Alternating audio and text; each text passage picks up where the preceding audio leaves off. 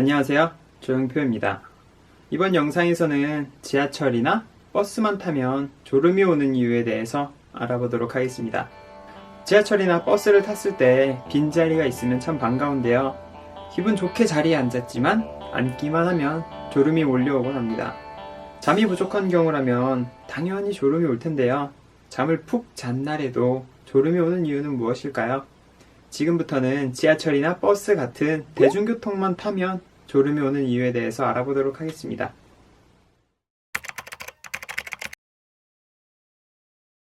대중교통을 탈 때 졸음이 오는 첫 번째 이유는 바로 진동 때문입니다. 2010년 일본 철도기술연구소가 지하철의 진동수를 조사했는데요. 지하철의 평균 진동수가 2Hz로 나타났다고 합니다. 2Hz라고 하면 1초에 2번의 왕복 운동을 한다는 의미인데요. 전문가들에 의하면 2Hz는 사람이 수면에 빠지기 적합한 진동수라고 합니다. 수면에 빠지기 적합한 진동수라 대중교통만 타면 졸음이 오는 이유도 있는데요. 진동수뿐만 아니라 가벼운 멀미 증상 때문에 졸음이 오는 경우도 있다고 합니다. 사람은 귀 속에 있는 반고리관을 통해 평형 감각을 유지하는데요. 이 반고리관은 눈과 귀, 그리고 발바닥에서 오는 감각 정보를 통해서 평형을 유지한다고 합니다.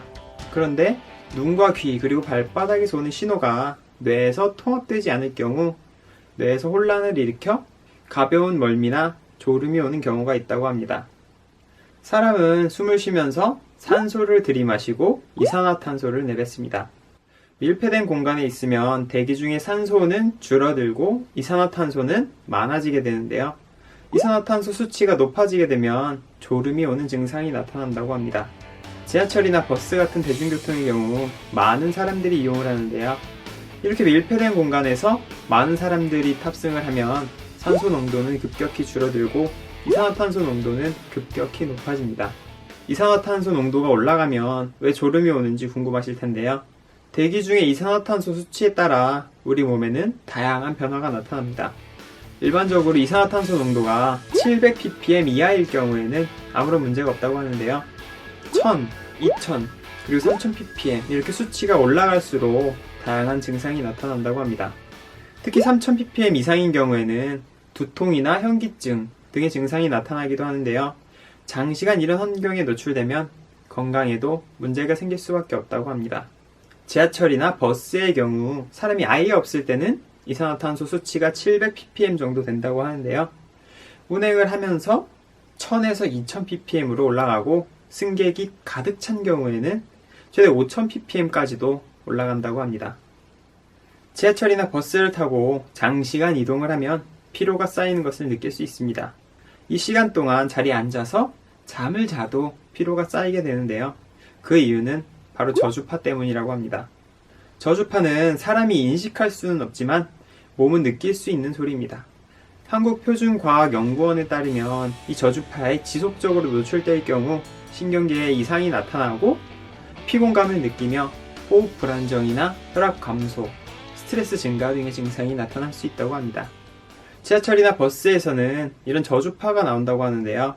우리는 인식하지 못할지라도 지속적인 저주파에 노출됨에 따라 졸음도 오고 피로가 쌓이는 현상이 나타날 수 있다고 합니다.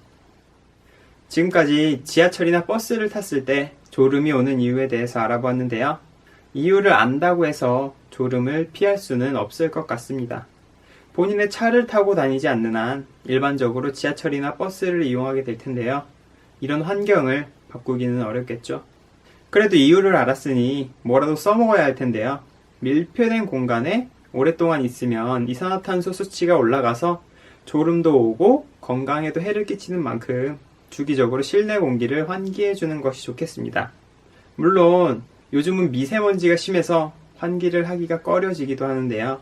적당히 환기를 하든 공기청정기를 가져다 놓든 아니면 실내에 공기정화식물을 가져다 놓든 방법을 찾는 것이 좋겠죠.